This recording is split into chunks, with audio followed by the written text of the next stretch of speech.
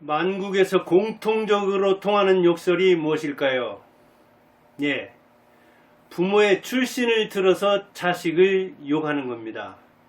호로 자식이다, 애비 없는 놈이다, 네 애미가 그렇게 가르치대? 이렇게 욕하죠. 조선시대 같으면 첩자식이 하면 게임 끝난 겁니다. 왜? 서자는 벼슬에 나가기도 힘들지만 나간다 하더라도 진급하기가 힘들었으니까요. 지금도 그렇잖아요. 여자를 제한합니까? 제한 안 하잖아요. 그런데 지금 대명천지 남녀 평등이 이루어진 시대에도 여자들이 승진하기가 더 어렵잖아요.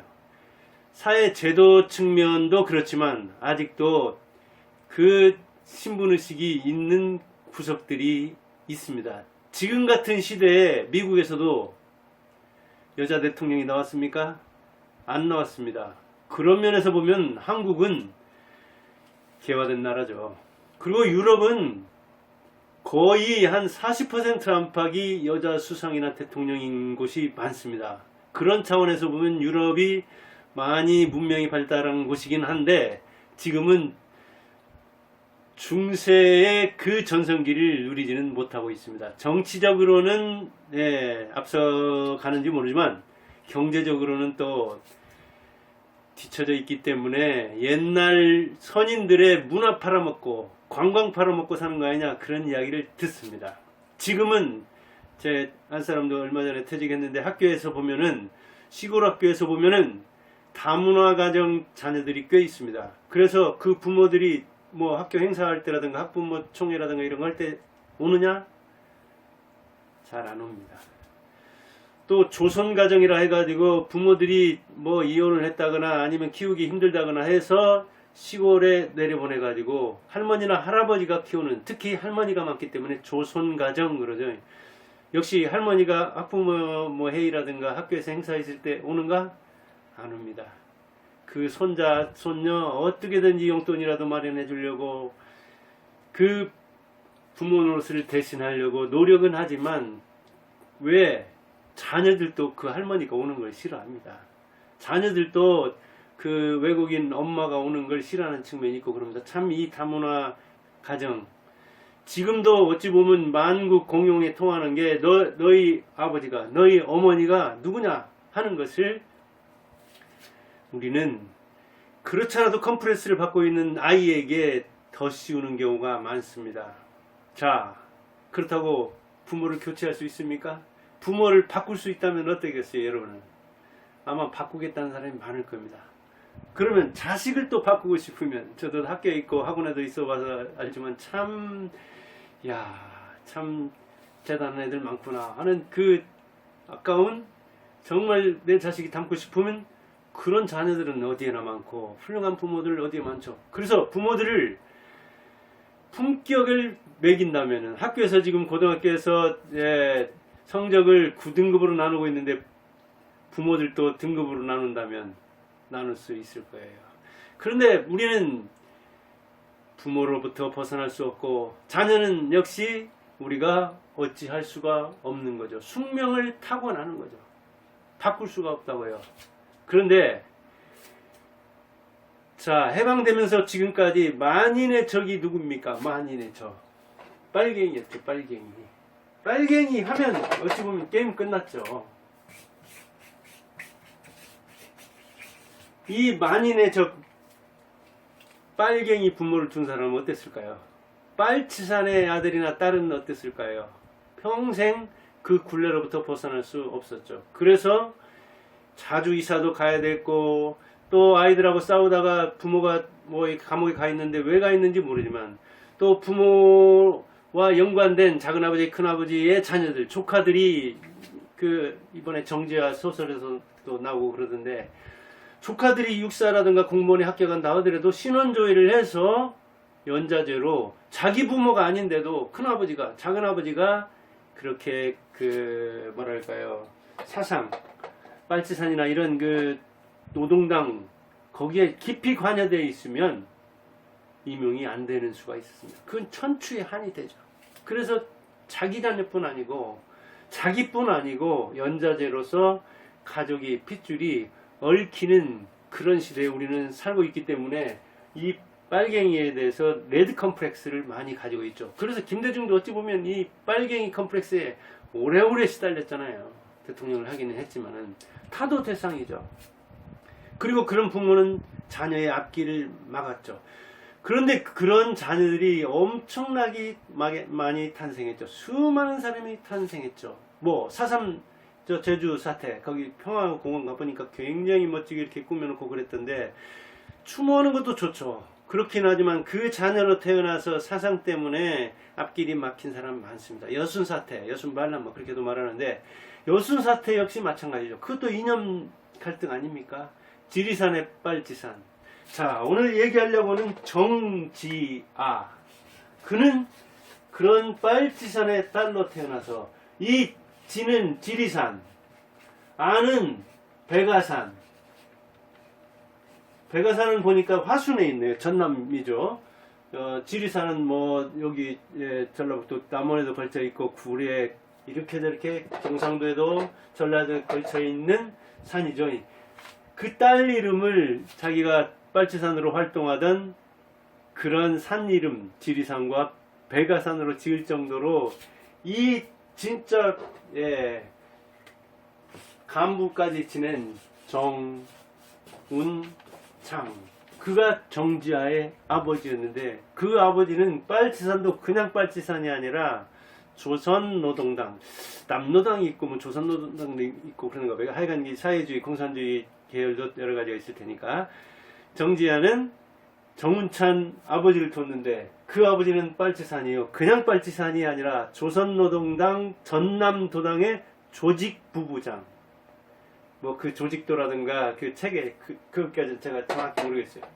그런데 간부로서 그 어머니도 역시 거기 조선노동당 간부로서 활동을 한 사람이니까 골수 빨치산이죠.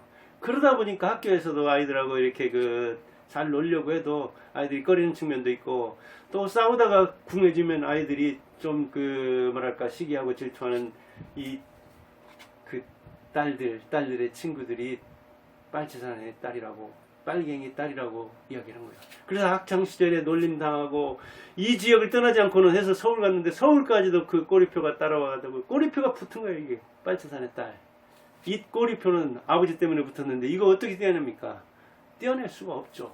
그 시절에 65년생이니까 제가 58년생이고 65년생이니까 저보다 뭐 7살 떨어졌기 때문에 저와 또 조금 다른 세상을 살긴 했지만 아무튼 그 반공 이념이 투철한 때 박정희 시절에 학교를 많이 다닌 셈이죠. 저는 박정희 시절에 고등학교까지 마치고 대학교까지 다녔으니까 아마 한 중학교까지는 박정희 시대에 다녔겠네요. 그 시절 그 이후에도 전두환과 역시 노태우 그 시절까지도 뭐 빨갱이는 행시할 수가 없었죠. 자기 부모가 빨갱이란 건 크나큰 흠이었죠. 그래서 학창시절에 놀림당하고 전남에서 서울까지 갔지만 서울까지 꼬리표가 따라오고 그런데도 아무튼 이 글쓰기를 좋아하고 부모는 권을 좋아했는 거예요. 권을. 참 이 권례야 권례. 우리 아버지도 여기야 이 큰손자 나오면은 제 아들 나오면은 권으로 하라고 돌림자 빼놓고 한 글자만 쓰면 무슨 권 이렇게 하라고 했는데 제가 그 뜻을 어기고 이름을 달리 졌는데 하여간 이 권세, 권력, 권한 이걸 중시했는가 보더라고요. 그래서 법대에 간다거나 아니면 기자가 된다거나 이러길 바랬다는데 문학을 했어요. 문학창작. 중앙대 문학창작에서 박사과정까지 해가지고 박사 됐으니까 창작 이론을 아주 탄탄히 말해놓은 사람이죠. 그런데 이 정지아가 그래 우리 아버지는 빨치산이었다 하고 20대 젊은 나이에 빨치산의 딸이라는 책을 펴냈어요. 그것도 무려 3권으로 아버지 어머니의 말을 받아서. 그러니까 뭐 소설이라는 것은 사실은 패자의 노래예요. 소설이라는 것은 어찌 보면 있어야 할 걸 쓴 거죠. 있는 걸 쓰는 게 아니라. 그러니까 있는 것과 있어야 할 것, 즉 허구와 현실을 섞어서 썼겠지만 우리나라에서는 흠을 특히 가리니까 뭐 과장, 미화, 포장 많았겠죠.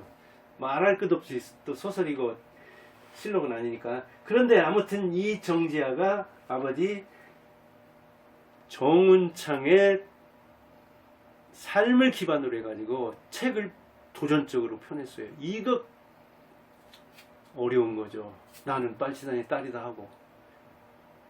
그 많은 희생자가 있었지만은 저는 뭐 이런 거 본인이 쓴 것도 물론 있기는 하고 그럴 거예요. 알려지지 않아서 그렇죠. 저도 뭐 다른 책이 있을지는 모르지만 알려지지 않았기 때문에. 그리고 제가 뭐 이 책을 읽어보진 않았습니다. 사실은 제가 국어교육 전공하고 국문학 전공했다고는 하지만 참 어찌 보면 기초도 부실하고 그 다음에 그거 떠난 지 오래도 되고 그래서 요새는 소설보다 실용서를 많이 읽는데 아무튼 읽지는 않았지만 커밍아웃을 하면서 나는 빨치산의 딸이었다 하는 거 이거 보통 힘든 게 아니죠. 그렇잖아요. 우리 아버지는 종이었다.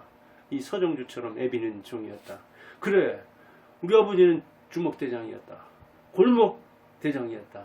그래 주먹세기를 주름 잡은 사람이었고 사기꾼이었고 아니 자기 부모가 어찌 보면 잘난 사람이라도 나는 어떤 부모를 둔 내 부모는 누구 그러기 힘든 건데 자기 어찌 보면은 흠이 드러날 자기 출신이 드러날 그럴 이야기를 누가 하겠어요. 그런데 레드 컴플렉스를 벗고 정지하는 이야기를 했다고요. 이게 대단한 거죠. 그러니까 역시 출판 금지를 시켰는데 한 10년 뒤에 이제 세상이 바뀌어 가지고 이 소설이 시를록이랄까요.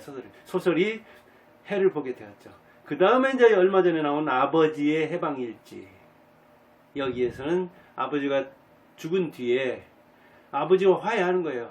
그리고 아버지의 삶을 이해한 거예요. 아버지가 봤던 그 공산주의, 사회주의, 동독이 붕괴되는 걸 보면서 아 이게 허무하구나, 공허하구나. 그렇기는 하지만 아버지 삶이 헛된 것까지는 아니구나. 왜? 그 뒤에도 보니까 그를 찾아오는 사람들이 그 아버지의 삶을 아버지의 뭐 이념이라기보다도 아버지가 살아온 그 궤적을 아버지의 철학을 인생 철학을 존중하는 걸 볼 때 아버지가 헛살지는 않았구나. 아버지가 봤던 사회주의는 심판이 끝나서 패배한 이념일지 몰라도 아버지의 삶은 괜찮았구나. 그래서 괜찮게 살다간 아버지 이야기를 쓴 거예요. 그게 바로 자기의 이야기이기도 하죠. 왜? 아버지의 굴레로부터 자기는 벗어날 수 없었잖아요. 그런 차원에서 잘난 부모도 있고 못난 부모도 있고 훌륭한 부모도 있죠.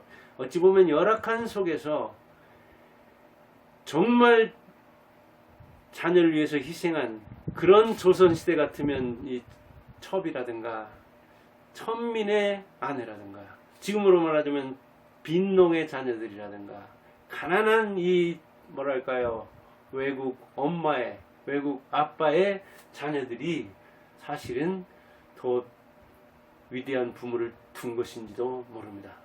왜냐하면 그런 어떤 유전과 환경 속에서 부모가 해낼 수 있는 것을 잘 해내는 것이 중요하고 부모가 인생으로 뭔가를 보여주면 되는 거잖아요. 우리는 뭘 말로 보여주고 뭔가 자기 이야기를 글로도 쓰고 그러죠. 정지하는 글로 써서 남긴 거죠. 저는 이렇게 말을 통해서라든가 저도 글도 쓰고 그러긴 한데 근데 아버지는 몸으로 살아간 거죠. 그리고 자기 기록을 자기가 안 했지만 잘난 딸 덕분에 어찌 보면 자기 인생이 이랬노라고 세상에 알려지게 된 것이 있는 거죠. 알려지지 않은 사람들의 많은 이야기들도 있지만 이렇게 용감한 딸을 둔 정운창은 자기 삶이 세상에 알려지게 됐죠. 물론 아까도 얘기했지만 우리나라에서는 흠덮어요. 미화와 가정과 포장 뭐 말할 것도 없을 거예요. 소설이니까 특히. 그래서 거기는 현실과 가공, 허구, 픽션이 나오겠지만 그런 걸 감안해서 읽으면 이 더운 여름에 좋은 필사가 되지 않을까 그런 생각을 합니다. 저도 안 읽었지만 여러분한테 권하는데 저도 혹시 여기 도서관에 있다든가 뭐 기회가 되면 한번 간략히라도 줄거리라도 읽어본다든가 뭐 이거 준비하느라고 제가 줄거리랑 대충 읽기는 했는데 아무튼 죽은 다음에 부모와의 화해 그리고 자기 아버지를 한마디로 얘기했더라고요. 냉정한 합리주의자 그리고 자기는 냉정한 합리주의자의 딸이다. 그렇게 이야기했더라고요. 그래요. 여러분도 여러분의 인생을 한마디로 여러분의 부모 인생을 한마디로 한번 축약해 보세요. 그러면 내가 어떻게 살아가는지가 보이고 아버지가 어떻게 살다 갔는지가 보일 겁니다. 감사합니다.